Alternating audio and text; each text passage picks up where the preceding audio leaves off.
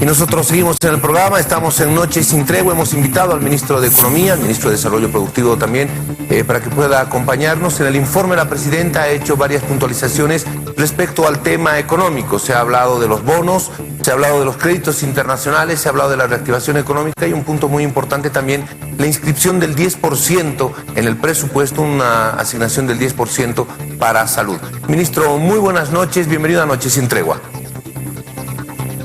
Buenas noches, Jorge, muy amable y muchas gracias. Bueno, informar a la población que nuestra presidenta ha sido muy firme y muy clara en su discurso en tres aspectos fundamentales que tú acabas de mencionar. El primero es la salud. Hemos hecho todos los esfuerzos y así vamos a hacerlos. Ya está en el proyecto del nuevo presupuesto inscrito el 10% para la salud. Este es nuestro aporte inicial para toda la población y en beneficio de nuestra sociedad. Esto es fundamental por dos razones. Uno, porque tenemos una pandemia en marcha y la pandemia necesita más recursos. Y segundo, está claro que de aquí para adelante tenemos que invertir en dos cosas fundamentales: en salud y en lo que representa la producción, la revitalización de la economía. Ministro, recordemos un poco qué pasó con el tema del 10% en salud.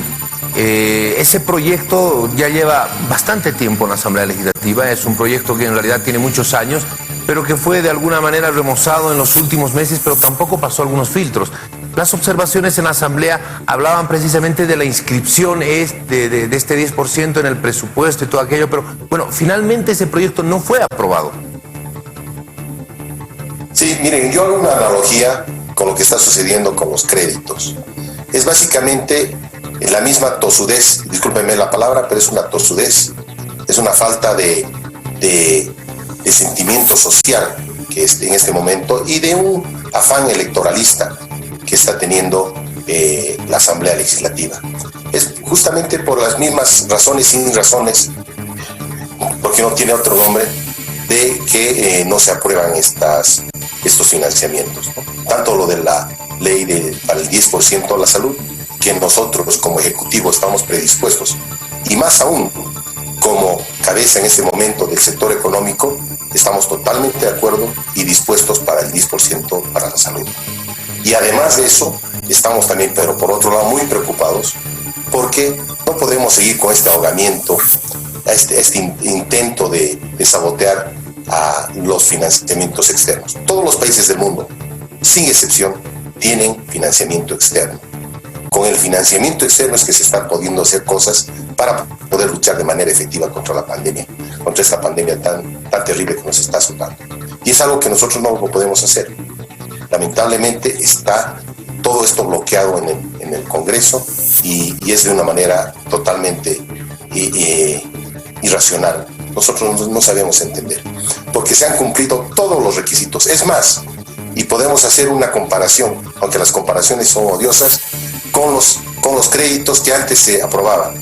Se han aprobado 17,000 millones de dólares en créditos en anterior gestión, los cuales inclusive algunos no tenían ni siquiera un papel de respaldo. Pero como tenían los 2/3, ellos los han podido aprobar de manera muy fluida y muy rápida. En nuestro caso hemos presentado hasta el último papel. Es más, hemos presentado papeles inclusive que nunca se han presentado antes. Por ejemplo, hemos hecho unos análisis de sostenibilidad de la deuda. Hemos puesto claramente cuál es el objeto, el destino. Hemos propuesto absolutamente todo lo que puedan ellos requerir. Pero de manera inexplicable siguen trancados en la Asamblea. Ahora, en el tema de la asignación del 10% para la salud, el gobierno anunció, la presidenta anunció en el informe que se está inscribiendo en el presupuesto para el próximo año. El gobierno cumple con la inscripción, pero debe necesariamente pasar el filtro de la Asamblea Legislativa, la aprobación de esta asignación presupuestaria. Efectivamente.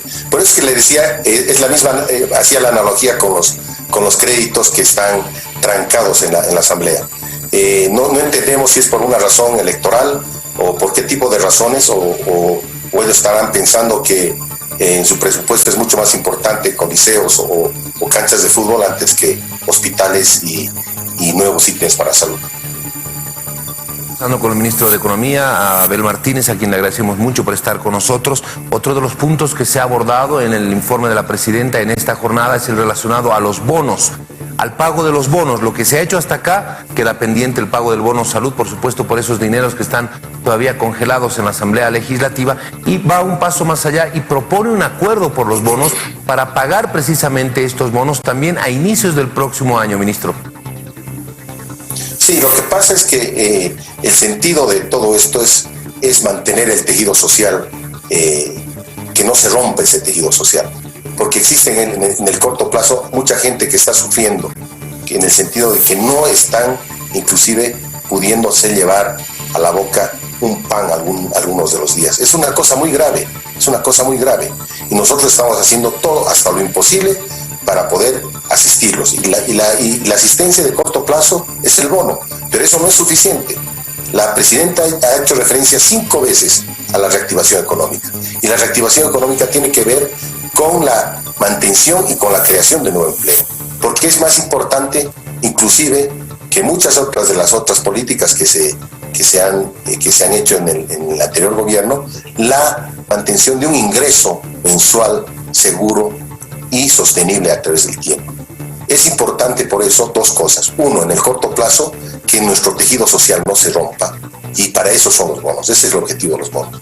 Y el segundo es el tema de la reactivación, para que se mantengan los empleos y para que se creen nuevos empleos. Esas son las 2 cosas importantes también en este mensaje de la presidenta. Vamos por partes. Le pregunto sobre los bonos, el tema de llegar a un acuerdo con los líderes políticos, líderes políticos, candidatos, para que se firme este acuerdo y se garanticen los bonos del próximo año, de inicios del próximo año. La presidenta hacía mención a que todavía el proceso de recuperación de la economía va a ser muy paulatino, no va a ser completo, que todavía el próximo año vamos a seguir con los efectos del post-coronavirus. ¿Cuánto demanda esto? ¿Cuánto implica esto? El volver a pagar bonos el próximo año, la capacidad económica que tiene el Estado para afrontar este tema. Bueno, todo esto está condicionado, justamente por eso la presidenta llamaba un gran acuerdo. ¿Por qué? Porque si en la medida que nos estén bloqueando los recursos que tenemos de financiamiento externo, no vamos a poder pagar estos bonos, por una simple razón. Lamentablemente, la economía ha sufrido es de tal magnitud el efecto negativo que ha sufrido la economía, que los ingresos se han caído de manera muy importante, muy importante. Estamos hablando de caídas del ingreso de lo que es el fisco de más del 33%. ¿Se imagina? Es un montón de dinero. Y lamentablemente, obviamente, las necesidades de gasto siguen siendo crecientes, y las necesidades de gasto creciente hacen que tengamos este desequilibrio. Tenemos un desequilibrio y necesitamos, para cubrir esos desequilibrios, el dinero que está bloqueado en la Asamblea Legislativa. Esa es la razón por la cual la presidenta hacía énfasis en llegar a un gran acuerdo. Un gran acuerdo no solamente para desbloquear, sino para que fluyan más financiamientos, para poder cumplir con los bonos y para poder cumplir con la lucha contra la pandemia y contra las consecuencias de esta pandemia, que son básicamente el empleo. ¿Se podría acceder a nuevos financiamientos? ¿Hay en carpeta la posibilidad de nuevos financiamientos? Usted acaba de mencionar precisamente aquello, la posibilidad de que fluyan nuevos financiamientos. ¿Se ha visto algunas otras fuentes de financiamiento como para enfrentar algunos otros programas, todos estos relacionados al tema de la reactivación económica? Por supuesto que sí, Jorge. El tema es que mientras nosotros no podamos, si usted quiere la palabra, destrancar el financiamiento que ya existe, obviamente los organismos internacionales no tiene sentido que sigan otorgando nosotros créditos, porque no van a ser aprobados. En el momento que ellos vean una señal correcta de que efectivamente estamos destrancando lo que son los financiamientos externos, obviamente que va a fluir más crédito para el país. Es más, yo le digo, tenemos mucho margen de endeudamiento todavía para poder recibir más recursos del extranjero. Muy bien, voy a finalizar esta entrevista consultándole por los planes de reactivación económica. ¿Cómo está en el programa de reactivación económica que ha sido presentado por el gobierno en semanas anteriores? También se ha hecho la puntualización respecto a ese tema. Por ejemplo, en la entrega de los recursos, de los dineros a los municipios, como para que puedan enfrentar el coronavirus. Pero hay un tema también importante que es el de la generación de empleo y el mantenimiento del empleo formal. ¿Cómo está este tema? Bueno, en el tema de los municipios hay que aclarar que se han repartido cantidades importantes de dinero.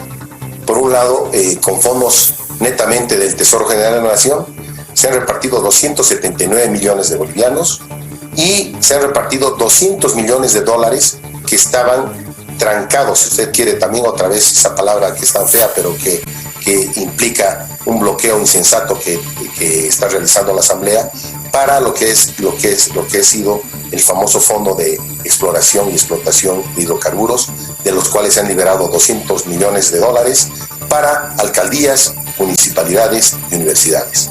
Ahora, una cosa que es bien importante dentro de lo que es la reactivación es que hemos ya iniciado tres cosas que son fundamentales para la reactivación. Primero, el plan de empleo directo, que se canaliza cada mes 100 millones de bolivianos a través del FPS con ejecutores a los municipios, justamente para crear un empleo directo. Es como decirle, es meterle la vitamina suficiente directo a la vena. ¿Eso para qué? Para crear nuevos empleos.